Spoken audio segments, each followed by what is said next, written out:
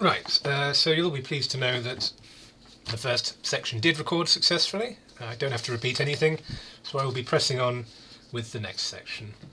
So where we left Catherine, she worked herself up to a conclusion, a very gothic conclusion about the situation of the general's wife, that she had been either murdered or was in an induced coma or had been poisoned or was hidden away in some secret place in the Abbey, behind a trap corridor or behind a trick panel.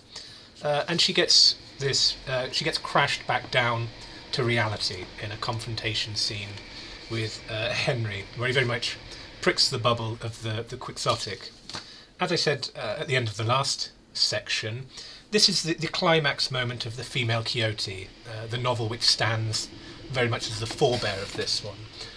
The kindly doctor corrects Arabella. He cures her through an early example of perhaps talking therapy. He shows her why novels are fictional and very patiently describes to her that reality is different, that there are different expectations. So you have the warm, understanding influence of patriarchal medicine. Nice old doctor takes silly girl, corrects her. Everything is well. Now she can get married without causing a fuss. Okay, so that is more of a traditional sort of process, if you like. So this is the point at which we reach in. This is the point we reach in Northanger Abbey. What's different here, of course, is that this isn't the end of the book. Okay, so we'll just have a look at these extracts I've concluded here. So as I said, this is the part where Henry. Not immediately. That's the third extract. The first part is more of a description of the conclusion she reaches. Forgive me. There must be some deeper cause. Something was to be done which could be done only while the household slept, and the probability that Mrs. Tilney yet lived, shut up for causes unknown, and receiving from the pitiless hands of her husband a nightly supply of coarse food, was a conclusion which necessarily followed. Necessarily, of course. What other conclusion could you reach in this circumstance? Shocking as was the idea, it was at least better than a death unfairly hastened, as in the natural course of things she must ere long be released. The suddenness of her reputed illness, the absence of her daughter, and probably of her other children, at the time, all favoured the supposition of her imprisonment. Its origin, jealousy perhaps, or wanton cruelty, was yet to be unravelled. So we have this idea of it being a just conclusion, the natural supposition that follows based on the evidence presented. The irony of the narrator here is very palpable. So again, yeah, she reaches these incorrect conclusions, despite her starting point essentially being accurate. She's worked herself up to this level of almost gothic frenzy, and she's slightly aware of that, as the next short extract indicates. Catherine sometimes started at the boldness of her own surmises, and sometimes hoped or feared that she had gone too far, but they were supported by such appearances as made their dismissal impossible. So she is slightly self-aware. She's kind of aware that she's working herself up into too much of a state, but is still overwhelmed and bowled over by the patent reality of the situation that she's created in her fictional mind. So here now is Henry's address, his correction. If I understand you rightly, you had formed a surmise of such horror as I have hardly words to. That word there, horror, is interesting. We've encountered the very charged word horrid several times over the course of looking at these extracts. And here it's used, interestingly, the word horror, I mean, in a universally negative sense. You have formed a surmise of such horror, something horrifying, something negative. What's interesting is that throughout the novel this isn't the case. Horrid or horror is a good thing. It's a source of enjoyment and a source of pleasure. But her being brought down to reality, in a way, removes the ambiguity of that term. It removes all of the different meanings of that term and insists instead on one interpretation of the word horror as bad, as horrible, as negative. Much as Catherine's actions are themselves removed of their strange fictional charge and just forced out into the cold light of day as something bad, as something negative. Dear Miss Morland, consider the dreadful nature of the suspicions you have entertained. What have you been judging from? Well, we know what she's been judging from fiction, from Gothic novels, from Anne Radcliffe. Remember the country and the age in which we live. Okay, quite a bit of irony sneaking in here. Remember the country and the age in which we live. Remember that we are English, that we are Christians. Consult your own understanding, your own sense of the probable, your own observation of what is passing around you. Does our education prepare us for such atrocities? Do our laws connive at them? Could they be perpetrated without being known? In a country like this, where social and literary intercourse is on such a footing, where every man is surrounded by a neighbourhood of voluntary spies, and where roads and newspapers lay everything open. Dear Miss Morland, what ideas have you been admitting? So there's a subtle joke being played here at the expense of Henry. Ostensibly the authority who's correcting and fixing Catherine's delusions is himself made out to be ridiculous by what he says, as the narrator, as the author is undoubtedly aware. This idea of being English, being Christians, what English people never did anything wrong, Christians never carry out evil actions. You might recall that in all of the Gothic novels, the main antagonists are always Christian holy men, monks and priests and things like this. So that itself is ludicrous in the tradition of the Gothic. So Henry has a bit of a utopian view of what Englishness involves. England has, of course, plenty of social problems. The social and literary intercourse is certainly not on a level where everything operates peacefully and perfectly. Newspapers don't lay everything open, as they had been since the English Civil War. Newspapers and periodicals existed for the purposes of propaganda, for carrying out arguments and disagreements. There certainly was no consensus. Either Henry is being disingenuous here in overstating the utopian situation of England and its culture of letters, or he is himself perhaps ignorant and living in his own naive utopia, which has as little in common with reality as Catherine's extreme negative view of reality. He's like the opposite end of the spectrum. He's gone too far in the positive, as she's too far in the negative. Again, that's not on the surface. The author is keeping that subtle, as she does indeed with almost everything. But this is Catherine's response to the ostensible correction by Henry. The visions of romance were over. So two meanings. Actually, I'll come back to that. Never mind. Catherine was completely awakened. Henry's address, short as it had been, had more thoroughly opened her eyes to the extravagance of her late fancies than all their several disappointments had done. Most grievously was she humbled. Most bitterly did she cry. It was not only with herself that she was sunk, but with Henry. Her folly, which now seemed even criminal, was all exposed to him, and he must despise her forever. The liberty which her imagination had dared to take with the character of his father, could he ever forgive it? The absurdity of her curiosity and her fears, could they ever be forgotten? She hated herself more than she could express. So she's crashed down to earth here. The Gothic bubble has been popped. She's confronted with reality and the extent of what she's done. And she hates herself. But again, is this necessarily a just self-hatred? Henry has cured and corrected her, but is he right? I would suggest not. There's interesting use of language here. This idea of awakening or waking up from a dream is used. Catherine was completely awakened. Her eyes have been opened as if she's awakened out of a dream into the cold light of day, into the truth of things. But it's not necessarily that easy. There's a nice ambiguity here in the visions of romance were over. On one sense, we have romance meaning love. So her romance is over with Henry because he's not going to be able to forgive her. But at the same time, romance means, in a sort of Don Quixote sense, romance novels, romantic fiction. So the visions, the worldview put into her mind by romantic fiction is now over. Now she's woken up. Now she sees things as they really are. So a very pleasant ambiguity in that little line there, very, very cleverly done. So that's where the quixotic usually ends. She's received her dose of reality. Now she can go on with her life. But that's not where this novel ends, which is what makes it extraordinary and what makes it interesting, what makes it as justifiably clever as we would expect from Jane Austen, the parody is itself reversed. Catherine is vindicated. This is subtle. As I said, the early reviewers got none of this. It's easy to overlook even now. I think there's been 2 film adaptations of the novel. There was one, I think there was one in about 2008, I want to say, and then there was one in the either late 80s or early 90s. And obviously they include none of this subtle level in the plot. They have the straightforward quixotic plot line as I've described it up to this point.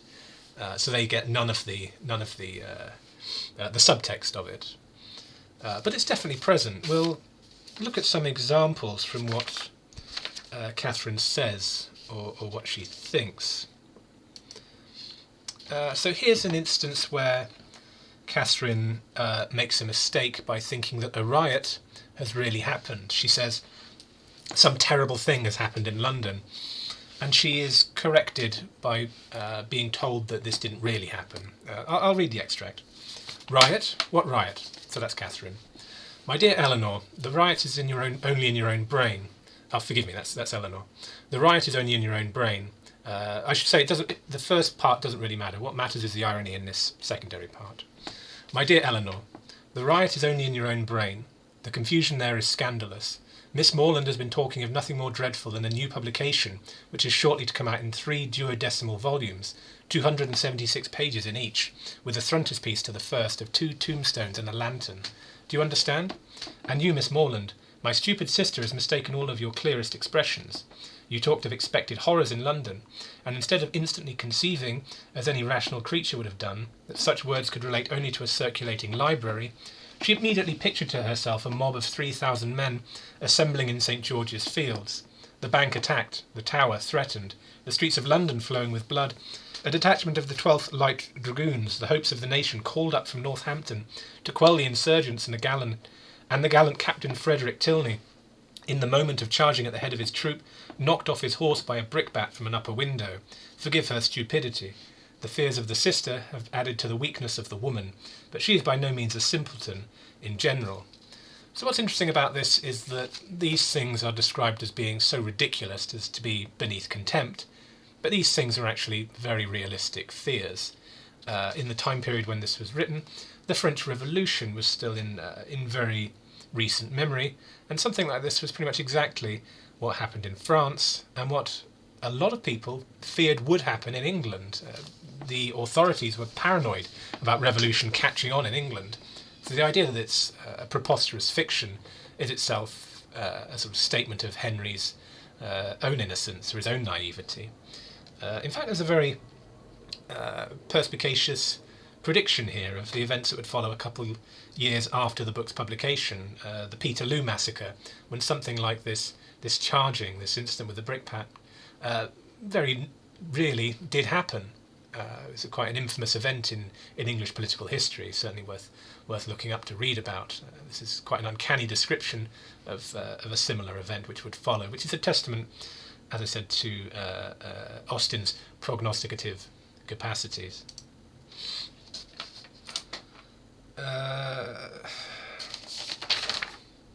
So this long extract, this to some extent mimics what Henry was saying. So you remember the part we looked at a few moments ago where Henry was talking about we're English, we're Christians, how could something like this possibly happen here? That was on page 145. So this is a page later. This is Catherine's own thought processes, and it indicates the extent to which she is processing what Henry has said, and it has that same irony, as you'll see when I read the extract. Her thoughts being still chiefly fixed on what she had with such causeless terror felt and done, nothing could shortly be clearer than that it had all been a voluntary, self-created delusion, each trifling circumstance receiving importance from an imagination resolved on alarm, and everything forced to bend to one purpose by a mind which before she entered the Abbey had been craving to be frightened. So, a bit of self-awareness there. She remembered with what feeling she had prepared for a knowledge of Northanger.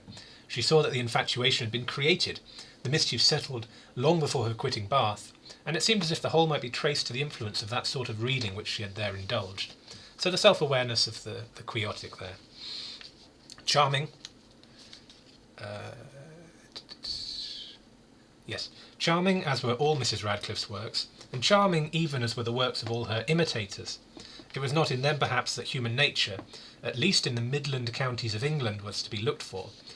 Of the Alps and Pyrenees, with their pine forests and their vices, they might give a faithful delineation, and Italy, Switzerland, and the south of France might be as fruitful in horrors as they were there represented. Catherine dared not doubt beyond her own country, and even of that, if hard pressed, would have yielded the northern and western extremities. But in the central part of England there was surely some security for the existence even of a wife not beloved in the laws of the land and the manners of the age. Murder was not tolerated, servants were not slaves, and neither poison nor sleeping potions to be procured like rhubarb from every druggist. Among the Alps and Pyrenees, perhaps, there were no mixed characters. There, such as were not as spotless as an angel might have the dispositions of a fiend. But in England it was not so. Among the English, she believed, in their hearts and habits, there was a general though unequal mixture of good and bad. Upon this conviction she would not be surprised if even in Henry and Eleanor Tilney some slight imperfection might hereafter appear, and upon this conviction she need not fear to acknowledge some actual specks in the character of their father, who, though cleared from the grossly injurious suspicions which she must ever blush to have entertained, she did believe upon serious consideration to be not perfectly amiable. So she's moving into another tier of revelation here. We see that sort of petty parody of petty nationalistic chauvinism. These sorts of things might well happen in primitive places like Italy and Switzerland and France, but they can never happen in really civilized places like England. We also have the quite humorous narrowing in of this place where these things can't happen. She says, the central part of England. Here we are. Within the central part of England there was surely some security, the laws of the lands. And it narrows in even further. She talks about the north. She concedes the north and west part of England, as if saying, oh, perhaps it could happen there. But the Midland counties of England, they're fine, surely. So we have this kind of narrowing in, till we just end up with this tiny little area in the home counties of England, presumably, or the Midlands, where civilization can happen, where this horrible Gothic stuff is unrealistic. So that, as I said, that narrowing in is itself meant to be slightly comedic. But she's had a moment of revelation here. She's kind of reached a point of awareness of the realities of human nature. People are good and bad. Everybody has elements of both in them. She doesn't quite go along with Henry's complete utopianism in the perfection of the English character. And she acknowledges at this point that she wasn't completely delusional, as she said a couple of pages ago, when she was completely awakened. That's on the page before. Here, she's aware that the general might not be perfect. She's stepped down from her earlier heightened views of her own wrongness. She started to backtrack a little bit. She did believe upon serious consideration that he's not perfectly amiable. So a nice negative there which hints at something higher. She's not completely given up on her beliefs in his wrongness, even though she's acknowledging the Gothic delusional heights she went to were not based on much. She's still got her initial instinct, which was what induced the Gothic frenzy. She's still got, even though the Gothic frenzy's been removed, she's still got her original distrust of him through instinct, which now is acknowledged, simply, neutrally, without anything over the top built on it. So this is the when she's banished from Northanger Abbey, or she knows she will be banished first thing in the morning. This is how she passes the night. Heavily passed the night. Sleep or repose that deserved the name of sleep was out of the question. That room in which her disturbed imagination had tormented her on her first arrival was again the scene of agitated spirits and unquiet slumbers. Yet how different now the source of her inquietude from what it had been then! How mournfully superior in reality and substance! Her anxiety had foundation in fact, her fears in probability, and with a mind so occupied in the contemplation of actual and natural evil, the solitude of her situation, the darkness of her chamber, the antiquity of the building were felt and considered without the smallest emotion, and though the wind was high and often produced strange and sudden noises throughout the house, she heard it all as she lay awake hour after hour without curiosity or terror. So the Gothic terrors had been replaced by earthly fears now, and this is played with by the prose. Again, the scene of agitated spirits and unquiet slumbers. So those mean two things, don't they? If your spirits are agitated, it means you yourself are worked up into a state. But spirits also means ghosts and terrors and spectres. Agitated means angry. So that means how it was once, the scene of angry ghosts. And unquiet slumbers, that could be the wife of General Tilney in her coma, her poisoned coma. So the scene was once angry ghosts and a poisonous coma, but now it's simply agitated spirits in the more prosaic sense of her not being able to sleep, of her being in a state, and unquiet slumbers refers simply to her not being able to sleep because she's in a state. So again, a lovely play with words there in ambiguous terms by Austen. So the source of her inquietude is acknowledged as different, and it's superior, mournfully superior in reality and substance. So a negative and a positive term there thrust together. Reality is worse than the fiction, if you like. The childish fears of the monster under the bed are proved in time to be much less than the real world fears of being humiliated, being banished of the open road without accompaniment. Reality has showed her how innocent her delusions were at this point. So here we have ultimately the vindication of Catherine. This is when she is reacquainted with Henry towards the end of the novel, and it describes the character of the general, the source of her Gothic terrors, as being essentially, if not completely accurate, then in their starting point based on a sort of firm reality. The general had had nothing to accuse her of, nothing to lay to her charge, but her being the involuntary, unconscious object of a deception which his pride could not pardon, and which a better pride would have been ashamed to own. She was guilty only of being less rich than he had supposed her to be. This is because of the lie perpetuated by John Thorpe, from which the general was operating. All of his good behaviour was simply a pretence. Under a mistaken persuasion of her possessions and claims, he had courted her acquaintance in Bath, solicited her company at Northanger, and designed her for his daughter-in-law. On discovering his error, to turn her from the house seemed the best, though to his feelings an inadequate proof of his resentment towards herself and his contempt of her family. They're all very prosaic, but still monstrous. There's a scheme there. He's scheming to win her over. He's won her into his company. He's lured her to his Abbey, not for Gothic reasons, but still for something monstrous and horrible. This is more prosaic, but this is still terrible. Catherine, at any rate, heard enough to feel that in suspecting General Tilney of either murdering or shutting up his wife, she had scarcely sinned against his character, or magnified his cruelty. So here at the end of the novel we get her vindication. She no longer feels guilty, as she did. How did she describe it? Well, anyway, earlier in the book, an extract I read a short while ago, she's described as feeling this extreme guilt at misjudging the character of the general, which then shortly afterwards is mediated into, well, he's probably not a nice guy, and now at the end of the novel, she fully embraces her original suspicions in the sense of him being a terrible person, of being a monster, even if, as I said, the conclusion of him being a murderer is itself misguided. He's, in fact, about the same level of evil. She had scarcely sinned against his character, or magnified his cruelty. So his crimes are equal to what she imagined, so she feels vindicated.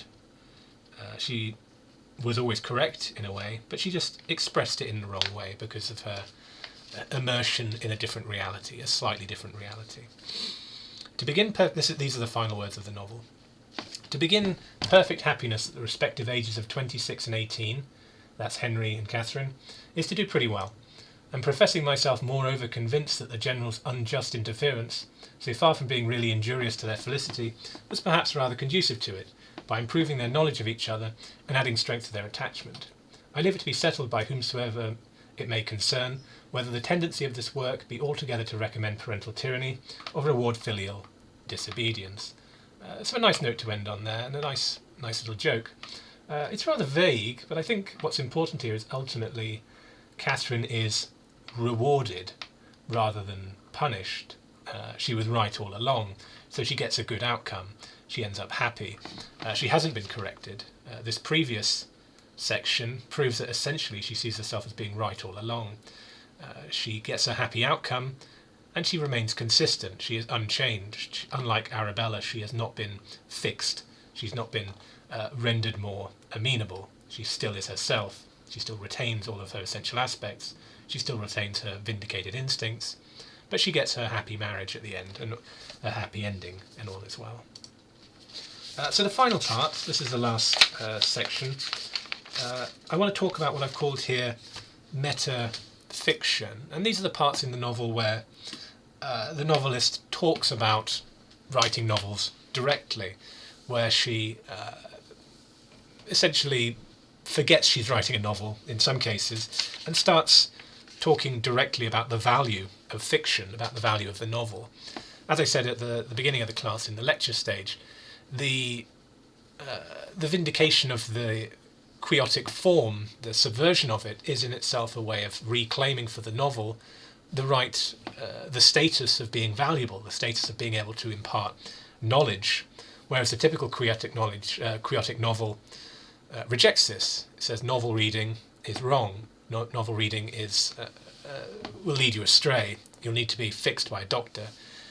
Jane Austen's doing something different, as we've seen in our discussion of Catherine's journey and her ultimate outcome.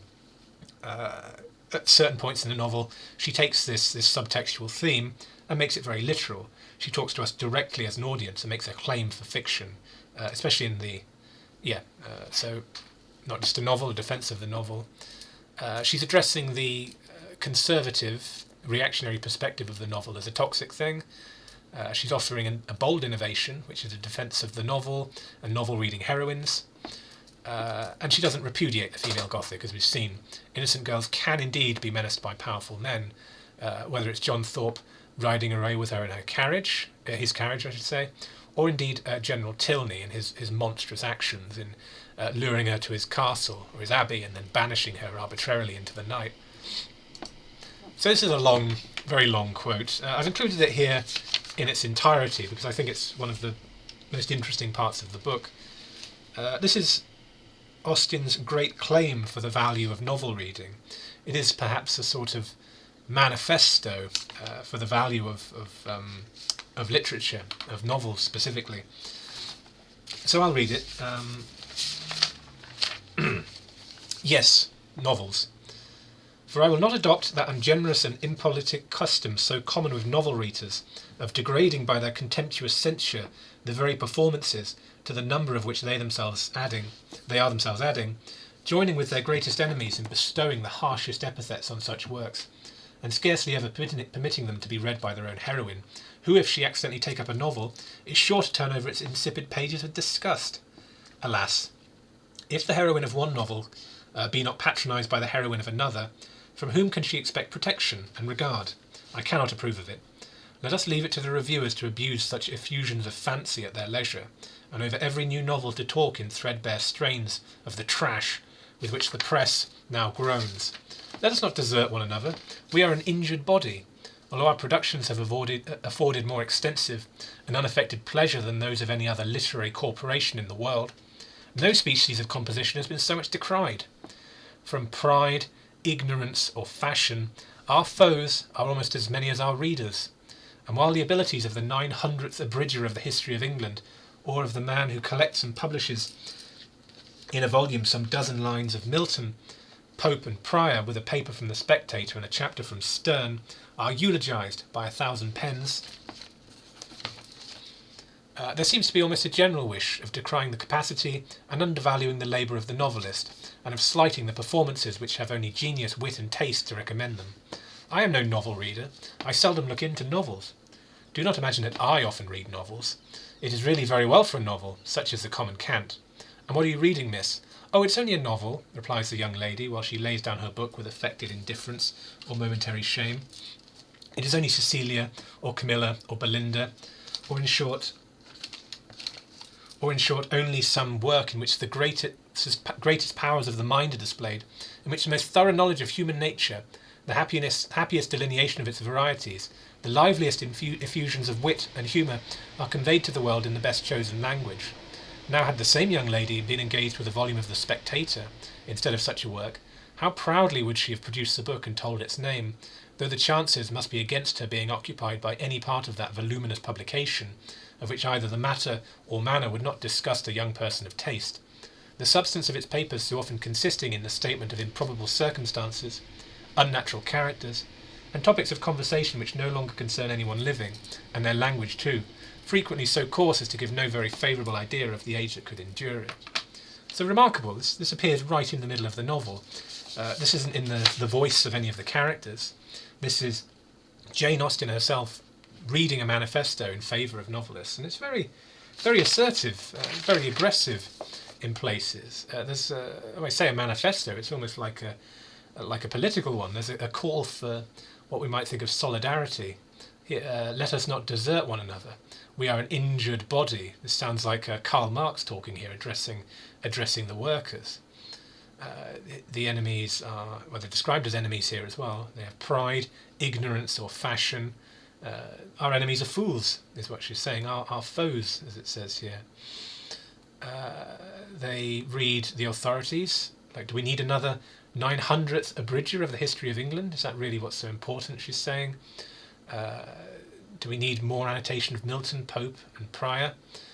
The Spectator. These are, we will return to these. These are authorities that Henry himself calls upon, perhaps reflecting his, not just in the view of Austen, his pretentiousness, but also his representation as a kind of agent of the patriarchy, as a speaker of the authority indicated by these great works. It's only a Cecilia or Camilla or Belinda, this reference to familiar names from sentimental and Gothic fiction. It's only a work in which the greatest powers of the mind are displayed, only that small thing. It's a remarkable claim for the value of literature. And again, just in the middle of the book, sort of surrounded by Catherine's adventures in Bath, we have this sudden manifesto statement calling out to the novelists and calling out to the readers. So I've got other parts here which seem to tie in. This is more in the story, but other parts that seem to tie in to what Austen is doing in that manifesto claim. Parts where she seems to try and vindicate the status of the novel as a source of true value through the actions of the characters. This is the part where Henry uses language to correct and challenge Isabella and Catherine. She uses the word amazingly repeatedly, which I guess is like saying the word like too much in the present day. It's just a bit of a lowbrow thing to do. He says, "It is amazingly." It may well suggest amazement if they do, for they read nearly as many as women. I myself have read hundreds and hundreds. Do not imagine that you can cope with me in a knowledge of Julia's and Louisa's. So two things going on there, which seem to hint at the duality of Henry's character. On one level, he is pretentious. He does speak for the kind of the masculine authority. He corrects Catherine. He seems to enjoy expressing his superiority and his greater knowledge. He enjoys the patronising act of educating women, educating Catherine. That's kind of how he expresses his love, which he does enjoy to some extent, but it is inherently a patronising action. But the other side of the duality, he does read novels. unlike John Thorpe, who never reads anything. He has a knowledge of Julia's and Louisa's. He's read hundreds and hundreds. So this might be why he's the romantic lead in the novel. This might be why he's the sympathetic character. He has this redeeming quality. He reads novels, therefore he's a good person. Remember in the manifesto, he's not a foe, he's not the enemy. He reads novels, he's one of us, he's a good person. So that might explain to some extent why he's given such a good outcome, why he's a suitable paramour for Catherine. This is the same page. Henry, said Miss Tilney, you are very impertinent. Miss Morland, he is treating you exactly as he does his sister. He is forever finding fault with me for some incorrectness of the language, and now he is taking the same liberty with you. The word nicest, as you used it, did not suit him, and you had better change it as soon as you can, or we shall be overpowered with Johnson and Blair and all the rest of the way. So this is speaking to that sort of masculine reading that Henry is engaged with. Remember in the manifesto, these were the sorts of names that, here we are, paper from the Spectator, Sterne, Milton Pope Prior, all of this. These are the authorities of writing that he's calling to, who have the correct way of doing it. And he's described as overpowering, which he seems to do often, not just with his one correct definition of the word, nicest, amazingly, but with this kind of masculine authority of these great establishment figures who overwhelm her, Catherine I mean, and bully her into essentially conformity with his view of the correct way of doing things. In the novelistic term, it kind of undermines him. It makes him seem a bit silly. As I said, it gives him a duality. We have these positive aspects of him, but at the same time he is a bit boorish in this regard. It's hard to circumvent, but it doesn't ultimately undermine his worthwhileness, I think. So I think this is the... Let me just check.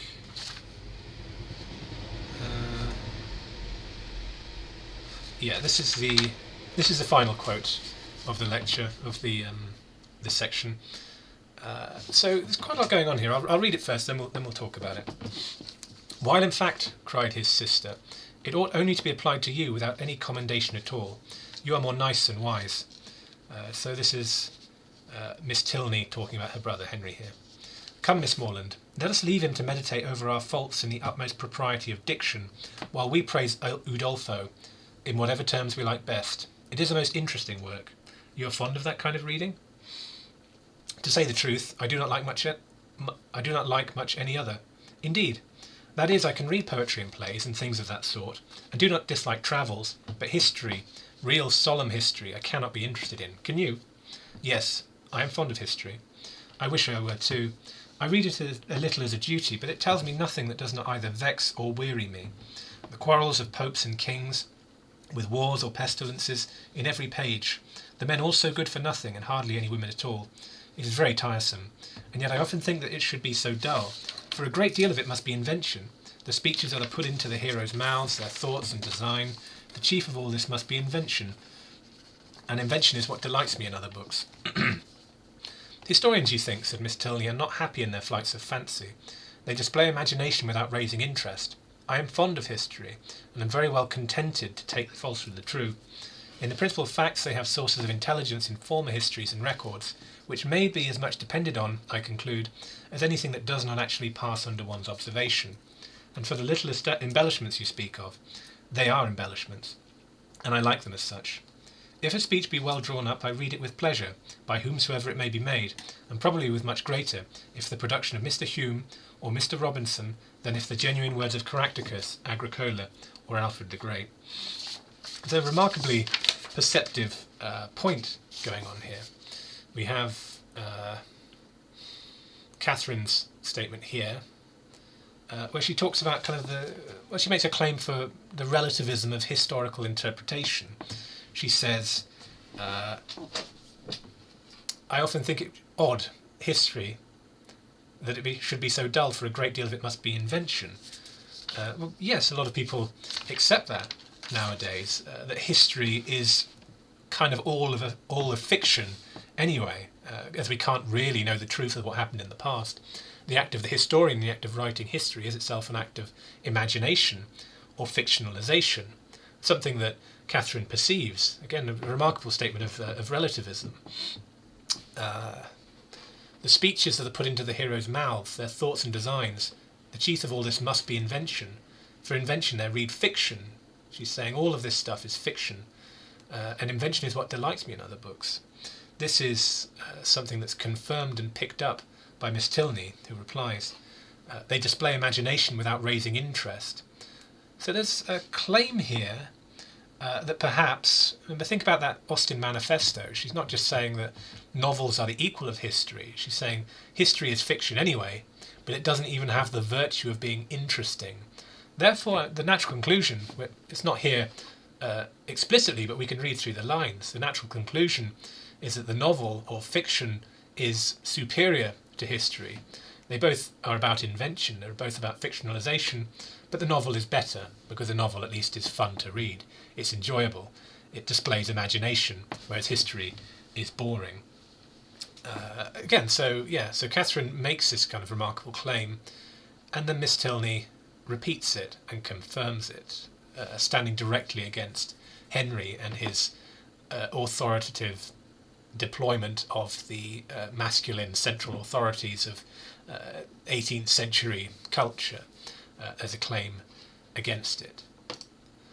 So that's the end of the lecture. Quite a lot of ground there we've covered, and looking at the various key points of the novel. We've really followed just one strand through the novel, haven't we? Maybe one or two. There's plenty of other stuff you could talk about in relation to this text. There's a lot going on, but we only have so much time to do a lecture, so we focused on one strand. There's plenty more that you could look at. I just wanted to draw attention to these extracts. They're all from the Oxford World Classics edition, which is the edition, of course, I always recommend. The number in brackets at the end of each extract is just the page number, so it'll be very easy to find any one of these. You can see there page number. So if you've got the same edition as me, which you should, then it should be very easy to find these specific references and where they are. Okay, that's everything. Thank you to all of those of you who stuck through the whole lecture, and thank you for your attention. Okay.